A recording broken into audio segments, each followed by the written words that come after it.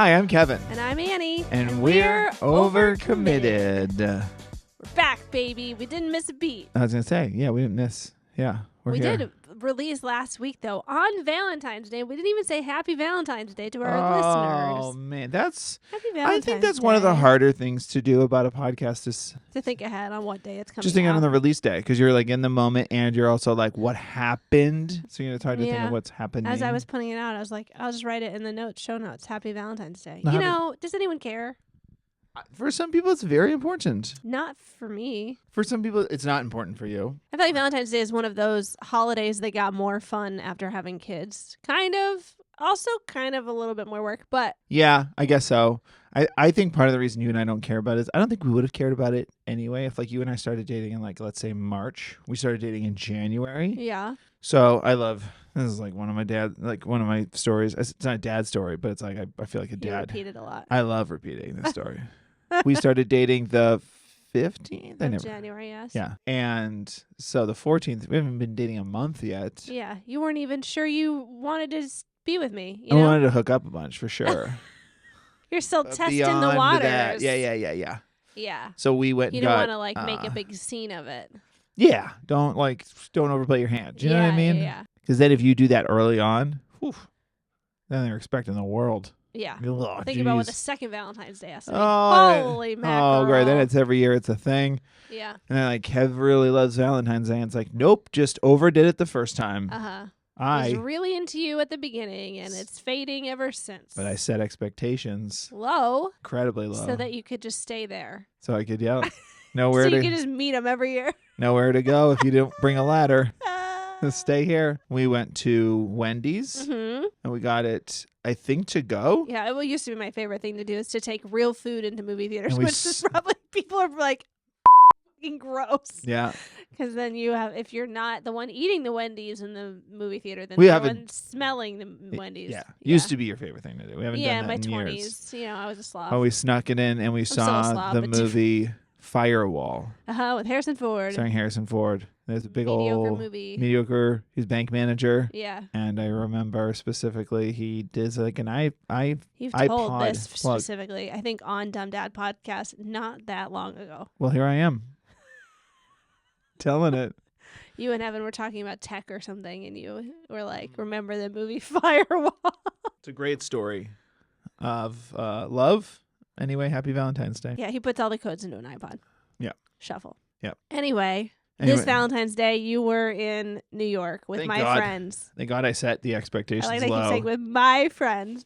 And you sent me flowers, which was nice. Yeah. And you did the thing that I love, which is you got me cheap flowers. I sure did. That is not a joke, listeners. I don't understand paying like $80 for flowers. I will do it when I send flowers to a friend. Mm-hmm. I will, because then it's the gesture. Just say what it is. But when for I'm me, using from Kevin to me, our money. Yeah, when you're using our money to buy me flowers, I would prefer them from Trader Joe's. Right. Also, I don't put in the energy to keeping them alive all that well. And you know what I mean? I'm not changing out the water every day. I don't have time for that. Well, I think you and I also have the same eye for flowers that we do for scotch. It's like I can't tell the difference between a good one and a bad one. Sure, you know it all mean? tastes like if there's no brown on the edges, dirt. It's good to go. But yeah, I sent you flowers because I was on tour. Mm-hmm. I was gone for a week, and you were alone with everything else to do. Can I tell you something else? You also sent the flowers. The wrong address? From your Dumb Dad account, which I have access to. So I knew they were coming like the night before. It's kind of nice, though. Kind of nice that you knew. That is a bummer because I signed up for alerts so that the second I delivered, I could text you Happy Valentine's Day. Oh. Which is why I did that. You did great. So Felt sorry. Pretty good about myself. Yeah, I saw the guy deliver it, but I was in a meeting or something, and then I saw your text. And then I went to get them a while later. You just left them there for a while? Yeah, I was in a meeting. And then... Oh, that explains because I saw them get delivered, and then I didn't see another alert of you getting them, and I was like, Because I texted you Happy Valentine's Day. And then I just like watched my ring alerts and it just didn't happen for a very long time. I was like, I got them eventually. Yeah, sure. And then you had made me iced coffee, which was the most romantic gesture, is that you made me cold brew to last me all week. And it did. It lasted me until you came back. Really excited it lasted all week. I really wasn't nice. sure if it was enough, but I can only make so much. Make our own cold brew. Kevin makes it for me all the time. And I jokingly said before he left, I'm going to have to make my own cold brew.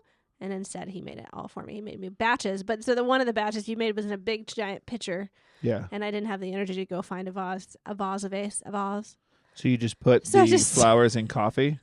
No, I finished that coffee. I'd washed it out. It was sitting on the drying rack, and I just grabbed that, chucked him in there, and then went back to work.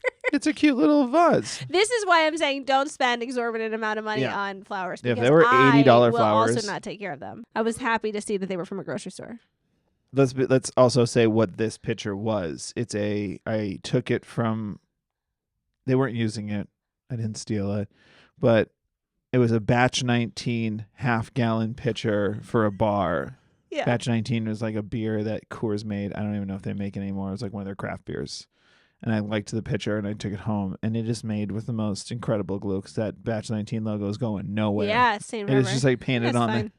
Looks great. Yeah, it's whatever. And because at some point we really decided to organize our kitchen, and we have a very small kitchen with very limited storage. And you put all of the vases, I think, outside in our tubs in our garage. And I was like, "There's no way I'm going to look for that right now." Yeah, because I usually get the vases. The vases. I will say this is the first Valentine's Day where I felt like knowing you don't care at all. Don't. But I felt a little guilt not being home or around for Valentine's Day. Oh, that's nice. To me, but that's what I mean. I guess like it's like Halloween. I never really liked Halloween. I don't like being spooked. I don't like scary stuff. You don't like a good jump scare? I've never particularly liked, when I was a younger woman, the expectation is to look nice in a sexy way. You know what I mean? Look nice? Like, oh, look over there. That girl looks nice. Oh, she looks nice. So it's fine. Yeah, no, I always like to dress funny. But then, like, where do you go? You're Lindsay Lohan from Mean Girls. I guess. I think she dresses up like a zombie while everybody else dresses up like a hot mess. I enjoyed playing with the idea of it for a few years. I did that sexy wizard costume one year. That was a great one. We have an ornament on our Christmas tree. Yeah, from my staff. From your staff. The premise of that was that I was actually wearing like a short skirt and a halter top, but I also did old age makeup on my face, and I wore a big white wig. And a beard. And a beard. You're also, and then I was a sexy swine flu. I don't know if it was all that sexy, but I wore a low-cut shirt because I was working at the bar that night. Yeah. That's just a low-cut shirt. But I looked like I was sick, and I was wearing a pig mask. Yeah. And people did not find it funny. And now that bird flu is running through the country, I kind of get it. I kind of get why there were some So we're adults, not doing sexy bird flu this year? There were some adults in the room who did not find the idea of was it a pandemic? Epidemic? Endemic? It wasn't either of those when we had it. It was just an ick? We just had swine flu. It was just not great. It was not great. I get why people didn't think it was as funny as me at 23 with not a care in the world. But now Valentine's Day is like that for me. It's like become all about our kids. Like I just like the idea. Our kids don't ever make the Valentine's boxes. I think that looks so fun. I say that not having to make them. I bet parents don't find them that fun. But sometimes in classrooms, teachers will have you make like a mailbox. Yeah. Yeah, we don't do that. I don't know that we did either. I think it was we decorated a brown lunch bag. That's what our kids do. And taped it on the back of our chairs. Yeah, I don't know if they do that, but they decorate a bag. And what they do now, which is nice, and it's what they should do. Yes. Because I'm fairly, I could be wrong. I could be misremembering this. But I feel like you just made Valentine's for who you wanted to make them for. And maybe my parents encouraged me to do them for everybody. We had to do them for the whole class. I don't know. But we also addressed them. We wrote them to the kids. Now our kids are encouraged to just like write from your name. Maybe that's what I'm thinking. Because I did have to write them all not write out. who they were to, but we had to write who they were to because I very much remember going through and being like making sure that the ones that were more lovey went to people that I could trust with that feeling. Yep. And the ones that were like, you're cool, went to the kid that like I wasn't so sure about. That's what it was. I am misremembering.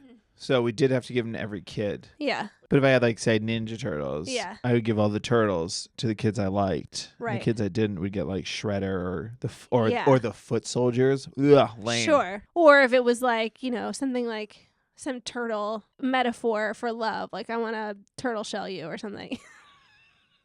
Or You're a writer. I want to get into your goo or something. I want to get into your goo? I'm trying to think of something romantic with turtles. Get into your goo is You have wild. nothing? You can't help me out here? You have a I'll cut the pauses. Pizza of my heart. Perfect. That one I would give to a best friend. Okay. And then one that was like, you're totally tubular, I'd give to like, Yeah. I keep wanting to say this kid's name from elementary school, but I'm not going to say his name. Say it. No. Did you like him? I'm sure he listens to this podcast. You didn't like him. I didn't like him. Oh, say it. Johnny something. Okay. You know. Anyway, Johnny would have gotten the one that was like, you're totally tubular, because I'd have been like, that's doesn't mean anything. What did really. Johnny do? Yeah, I think he just didn't. It's kind of weird. Okay. Yeah. Oh, yeah, I didn't hate him. But he was weird. Yeah. Sure. Anyway, this holiday has become all about that. And this year I did the thing that I never do, and I feel like super kind of proud about it, but also kind of guilty about it. I made like goodie bags for our kids' classes, both of them. And I never do that. I'm always like, just give them a card. Usually now there's like a card with something attached. Like when we were kids, it was just a card. Yeah. Now there's a card with something attached. I will say I feel like we're overdoing all of it. And this is where we're going to be the grumpy old parents. But like Valentine's Day was just a card. And occasionally some kid would have candy attached to it. And you're like, are you out of your mind? This is crazy. We're going to get candy too. I know. Now it's like everybody's Valentine's has candy. Or they're doing gift cards. The other thing I hate, since we're on not gift cards, you mean like... Yeah, no, Amazon gift cards. Who's giving gift Julian cards? has $250. No, he doesn't. Stop it. I misspoke. But instead of just the cards. Yeah. Now they're getting cards and candy or gift bags. A lot of goodie bags. Since we're on the subject. Yeah. When it's your birthday at school. You give goodie bags? You're responsible for bringing goodie bags in? Yeah. What? I like all this. You do sound grumpy. I don't know. Because then you have a birthday party and you have to do goodie bags. But if you're like a kid, which, like a kid that's like inviting a few kids over, which I do like the rule of like, if you have a 5-year-old, they can have 5 friends over, like a friend for every year or something, then like, it's a way to celebrate with your classmates. So you're not inviting all of them to your birthday party. Obviously, sometimes you are. I don't know if you're rich or you just have a big backyard or you have a way to do it for less money, but I like it. Okay. But I do think it can be a little much. I guess I think because like I just think about what it was for us, and maybe I am being old man minimalist, but like it was exciting no matter what. Yeah. Just the Having cards your were so fun. birthday at school was exciting. Valentine's Day, just getting the cards was exciting. That's what I just mean. I just think it's unnecessary add-on. But I also feel like we used to do parties and stuff, and our kids aren't allowed to have parties in class almost ever. Like Valentine's Day, they just handed stuff out at the end of class. That was it. Yeah, I know. Instructional time is very important. You gotta learn. Gotta learn. Say that like it's annoying. Couldn't set up the book fair today. It is almost book fair season, which is another time of year I really enjoy. I really like the book fair. Kids really like the book fair. It's a lot of fun. I also don't help with it a lot, so that's why I enjoyed it. I just like to go as a shopper. I helped last year because I was off work, but this year, no can do. Yeah, I'll be helping a lot. But before we get into that, how did you do last week? Oh, I did okay. I was away. Dumb Dad's live tour went great. Thanks to everybody who came. Appreciated meeting all of you. It was awesome. So thank you so much for supporting. It was awesome. It was so much fun. How'd you do? I did okay. It was definitely stressful. You know that I came down pretty hard on myself one day, which is so dumb. And like I knew it was dumb, but I was still very disappointed because I really wanted to somehow do it all. So like I didn't exercise, not once all week. I dropped the kids off and then immediately got to work. I worked before the kids woke up. And then my hope was that I kind of sneak out a little early. I'm working on a show that's like East Coast time, so it kind of works. Like I was just hoping to kind of be on their schedule and then sneak out like an hour early every day to go take the kids to their classes, which should, in theory, work because I was doing more hours. Yeah. And everyone on the crew was on the opposite coast. But there was one day where I ended up having a meeting at like late, and so I couldn't I just couldn't make it to our kids' swim, so she had to skip, and then the meeting got canceled like right as it was supposed to start. So I'm like, A, the meeting didn't happen, and I felt a little disrespected about that, and B, I had to miss this class, which is not a big deal that she missed swim, but I just wanted to do it all, you know? And it was exciting for me to get to go to classes, which I never get to go to. But like her Tuesday swim lesson, I brought my laptop and I was working from swim. It was too much. And then Friday, Valentine's Day, was like the last day of the week that I had, and I got it all done. But then like my work was just crazy up until the end of the day, and I was still fielding emails at like 6:30 while I was having dinner. And I kind of yelled at everybody during dinner because I got up to answer an email from my laptop, and then the kids got up, and then my dad was sitting by himself, and he was getting grumpy about it, and I just like kind of was like, everybody sit down. And I felt guilty about that. So then I took them to Yogurtland. Oh my God, that's amazing. It's definitely too much. I don't know. I know single parents hate hearing this because it's like I'm sure it comes off as so disingenuous and obnoxious when people who are not single parents are like, it is so hard. I got a glimpse into your life. Yeah, I had to live your life for a week.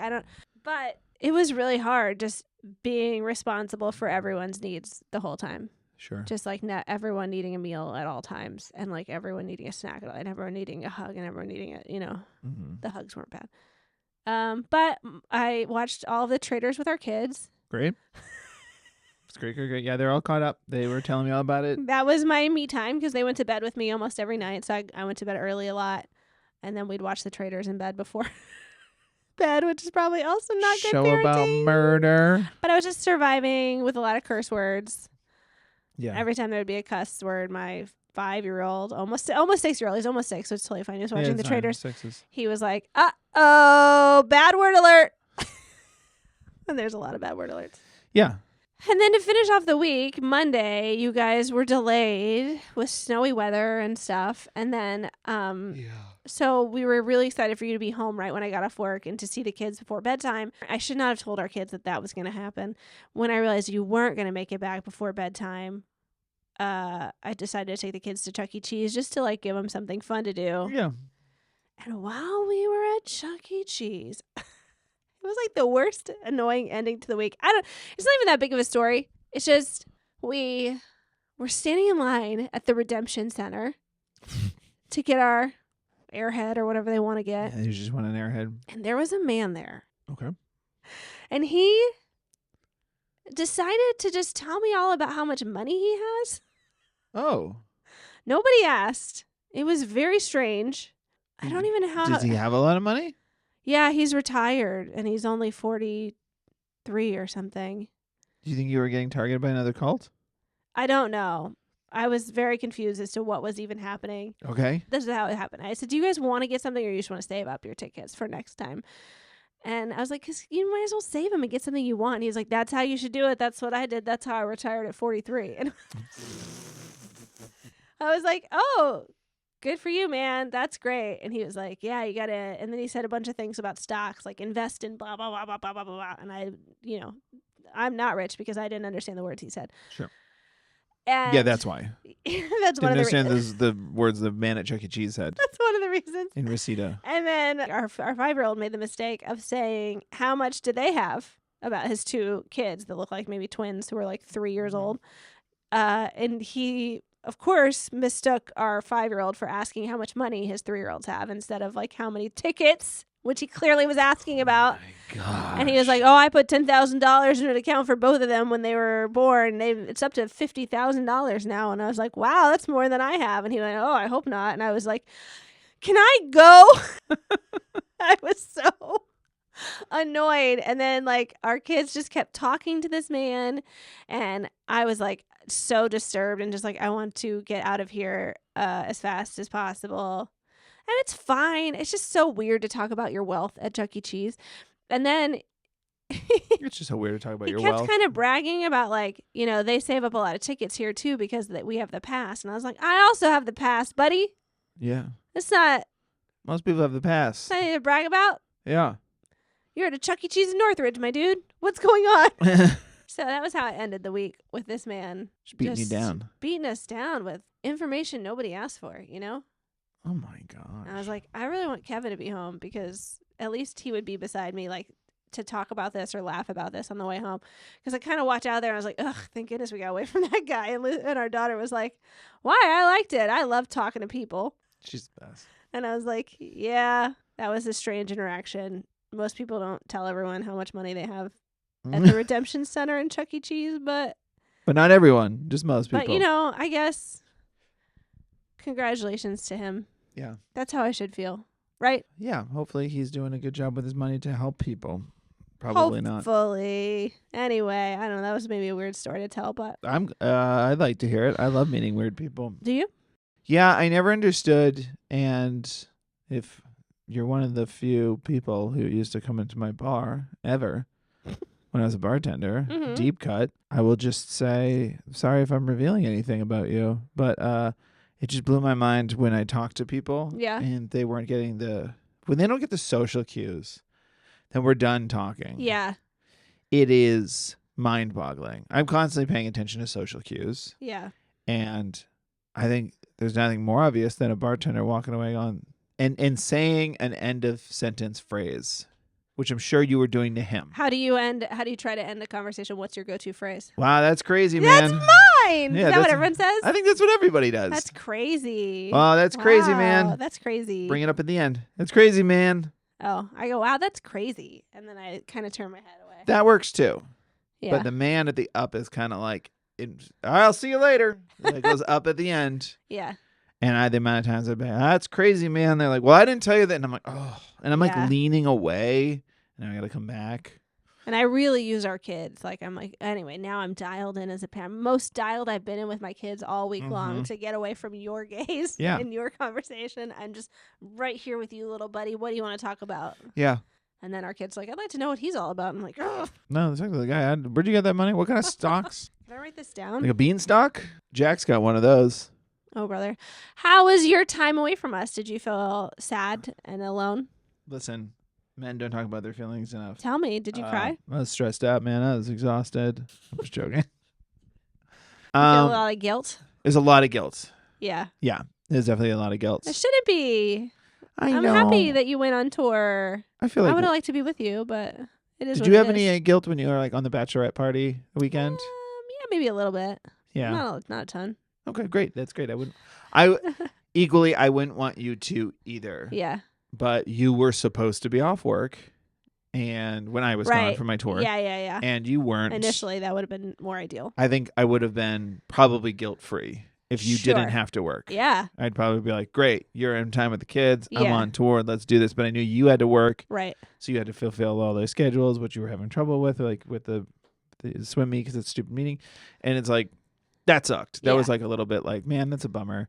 And our oldest had some trouble with me leaving. Yeah, when I left for bachelorette party too, the kids, they did put on a little show when I left of they were going to miss me, but I mean, it was nothing compared to what our daughter was legitimately going through, and we could tell when you were leaving. And then the hardest thing is that, like, then you're gone, and, you know, and anybody who's ever FaceTimed with a kid can attest, especially grandparents. I feel like they get it the hardest. Kids are not good on FaceTime. Yeah. No matter how much they've talked about missing you all day long, no matter how much they really do genuinely miss you, you get that phone in front of them and they just can't be bothered. So was she still saying she was missing me when I was gone? Yeah. That's crazy. Because, every time we FaceTime. But nothing as much as the first day and the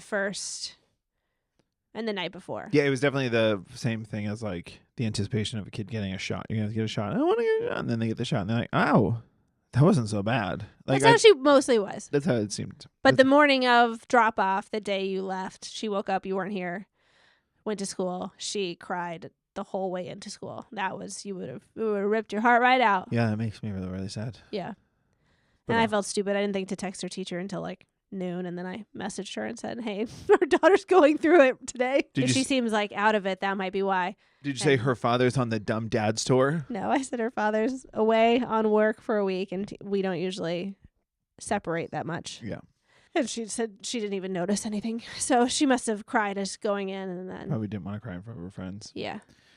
Yeah, it was really hard leaving. It was gut-wrenching, and then being away. It was a lot of fun with a lot of people, but yeah, it was guilt.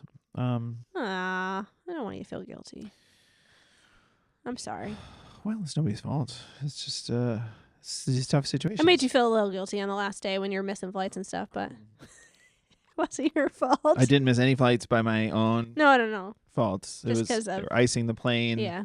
And then after they iced the plane, we missed our connecting flight. Yeah. That was so infuriating just because, well, not infuriating, that's too big of a word, but it was definitely just like, it's like, I remember specifically saying this when you and I first moved out to LA, you and I would take a couple trips to Vegas. Yeah. And it's like the trip home from Vegas is horrible. And it's not necessarily because of like hangover or whatever.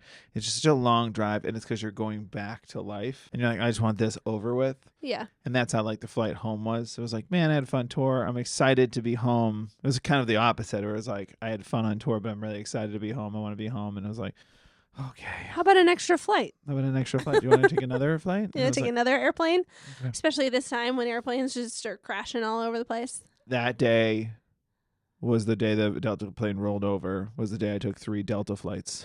And it was a Delta flight that flew from Minneapolis where you were on Yeah. the Delta. I will say it was weird being in New York without you. I know. I'm so sad about that. So, but excited to go back. We're going to be traveling there soon. I've said it to people on this podcast. Andy, I met in New York. For those who don't know, new podcast, whatever.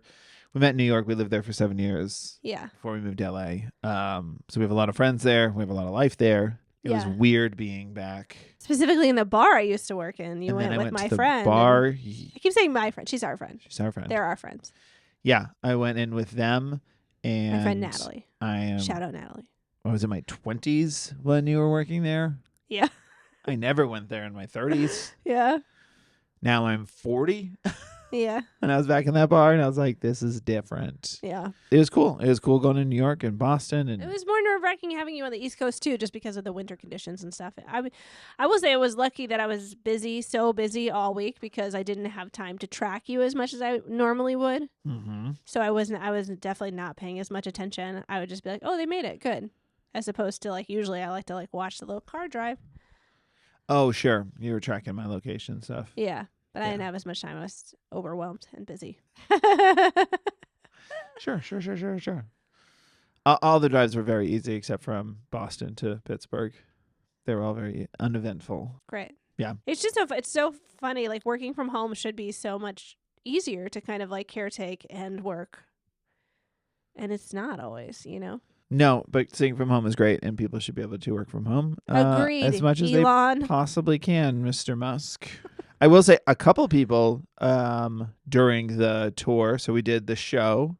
Evan and I did our show, and then we did a meet and greet after. Uh-huh.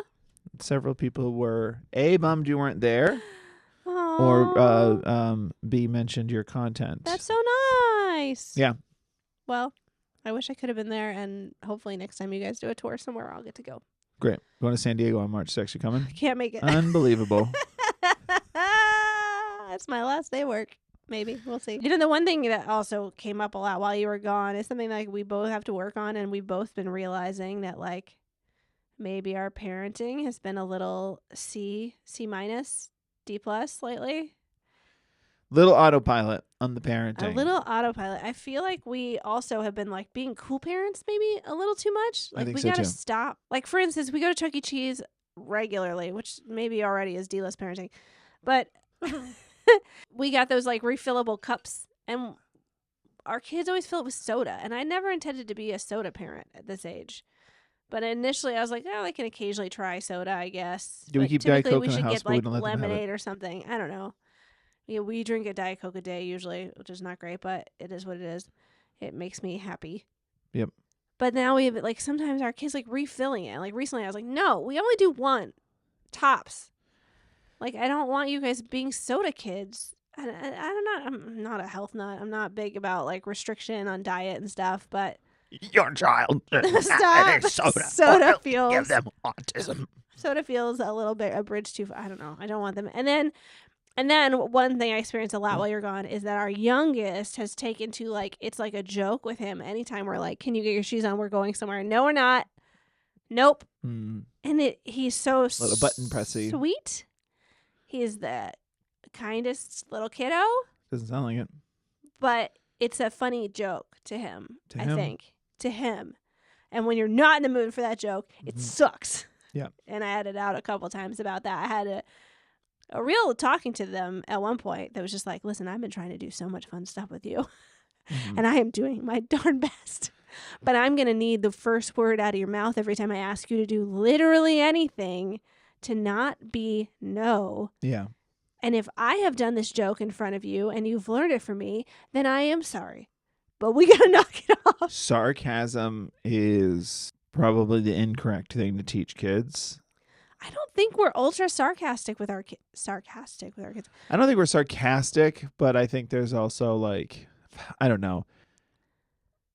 It's probably not great that these two kids have two, pick me, yuck parents. You know what I mean? We're just trying to be funny all the time. Well, what are we supposed to do? I don't know. It's who we marry. No. We're trapped. They're in trouble. Yeah, I will say that it was also hard coming back. And like I should have known. I don't know what fairy tale I was telling myself in my head, and maybe you nailed it. Like we were like an autopilot. But like I came back, especially with our oldest, who's like very visibly missed me and stuff. Yeah. I was just like, man, the next couple of days, like I'm just gonna give her all the attention and blah blah. And like by day 2, I was just like, get in the car now. We're not discussing this anymore. I was like, oh man, we're back. Yeah, it happens fast. Yeah, I don't know, man. I struggle. I want to be a fun, cool parent, but I struggle with like, I think I gotta turn up the disciplinarian part of me. Not quite disciplinarian. That's not the right word. But I don't the know. like structure. I don't know. So you have your day job, and my job is kind of Yuck. yucking for the bucks, yuck for the buck. Oh no. That's new saying. Let's not. But my job is kind of whenever I can. Yeah. Obviously, when they're at school is ideal, but sometimes I have PTA or like I do most of it when they're at school, but every once in a while I have to do it after hours. The reason I'm bringing that up is because you're doing also your yuck for the buck after work. Mm-hmm. So it's like our schedules are kind of a mess. You and I are kind of, and just parents in general are also, even if you don't have that, parents in general are kind of a mess. Like we're all just like, especially with kids this age, it's just so much schedules and school and swim and dance and whatever. And then I just think if your kids are showing sign, and somebody's going to disagree with me listening to this, and that's fine. But like, I feel like if your kids, like our kids, are handling it pretty well, it's easy to not look into it and like investigate further and go like, well, let me just make sure everything's like, you're doing great. You're doing great. I trust you. You guys are doing a good job. So then you can kind of fall into that cool parent autopilot mode. And I think that's what's happened to us is like, you guys have been doing a great job, been handling stuff. Homework's come back like good. You're still getting all good grades and stuff. Great. Everything's fine. Nothing else to investigate. And it's like, wow. No, we need to be putting a little probably be work. a little more hands-on. Yeah. So I see what you're saying, but I think that's how that happens, and I wonder if anybody else agrees with me as a listener. Yeah, I wish I remembered. There was one day something happened. I know it had to do with our son doing that bit of like, and I think our daughter was just being kind of less grateful than she should have, and it really got me annoyed too. And that day, like I kind of marched inside, and they were like, I don't know, are we grounded or something? I was like, no, you're not grounded, but I'm a little bit mad right now. I'm gonna take a little break. And then our son went right to his room and just started cleaning. I was like, where did this come from? Hell yeah. But I clearly was like, I made her mad and now I got to atone for my sins or something. I don't know. But it was one of those, I guess I gave them a little talk about like helping out a little bit more. And then I was like, and you've been saying no to me literally every time I ask you to do anything. And it is driving me up a wall. Yeah. Because, I'm trying to make this schedule work and I don't want to have to fight with you every time we want to leave the house to go do something mostly fun or for you. Everything we do is for them. Like most parents, most of the time, everything we're doing is for them.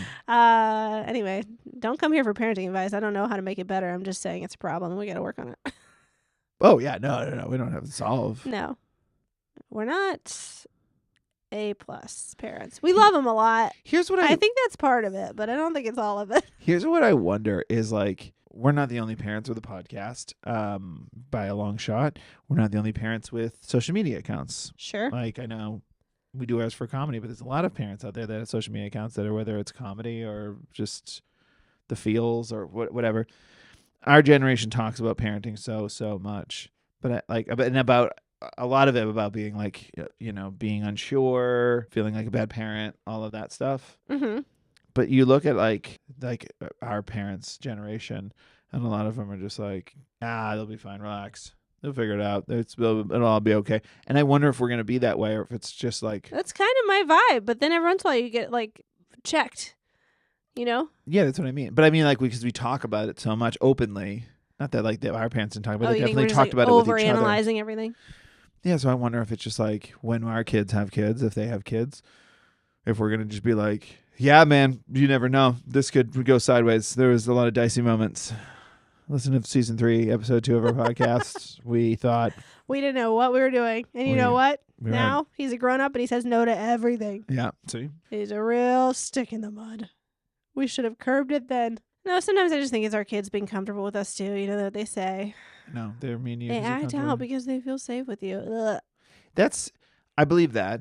Mm-hmm. Because then when you talk to them about it, that is what kind of gets revealed. What's really going on, and you turn on the Full House music. But it still seems like a mean thing to say to somebody.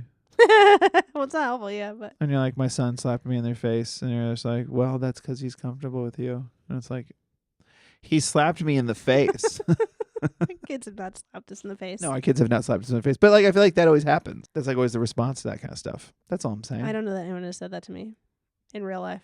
Oh, I have people that feel safe Maybe in the comment around section. me. Oh, So you're saying people don't feel safe around me?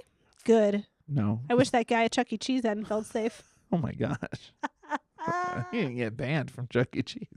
I don't even know why it bothered me so much. I don't know. It's just inserting yourself at the end of the day. It's the end of the day. I don't want to hear about how much more money you have than me. Do you feel that in today's political climate might have had something to do with some man talking about how comfortable and great he's doing in life, and Yeah, sure.